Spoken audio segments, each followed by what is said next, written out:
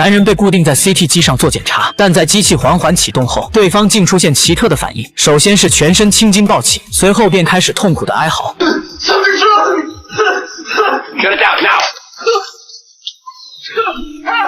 他可不是身体里藏着毒液要爆发，而是曾经血液中被人注射过磁性的复合体。磁场与磁场之间会产生波谱传递信息，军方对这种传递信息的方式称作幽灵网络，所以男人才能在恐怖分子行动的同时，隐约看到现场的画面。说到这，贝博士萌生出一个大胆的想法：之前恐怖分子用气体炸弹定格了公交车上所有的乘客，其目的就是为从中情局特工的手里偷取某样东西。现如今可以利用神秘男人的磁场，反过来监听他们的一举一动，然后给男人带上接收信号的装置。贝博士用冲击钻在指定地方打开小孔，通过小孔将装置与大脑连接，启动仪器的一刹那，男人也产生了反应，这也就证明贝博士的想法是可行的。此时应该拿出花生瓜子小茶水，坐等评书的播放。咱们稍微说道。随着贝博士高频率的调试，男人的嘴里开始断断续续地说着拉丁语，幸好博士的助手能听懂并给出了翻译。1个小时后，恐怖分子将在南站与内鬼进行交易，交易物品已从女人手中取出。短短的几句话让小美立刻想到之前的预言话，画中的女人双手沾满鲜血。小美突然明白一切，立刻冲进停尸房，果真同事的双手手掌被人割破，而取走东西的人正是死者的上司，他就是隐藏在中情局的内鬼。于是小美一边赶去现场，一边打电话请求支援。根据收音机的实时监听，小美很快就找到了内鬼，但终究还是晚了一步。内鬼早已被人灭口，但塞翁失马焉知非福，小美意外找到恐怖分子的足迹，在众人的包围下，对方很快就被擒住，同时她也很识趣地放下了手提箱，举起双手。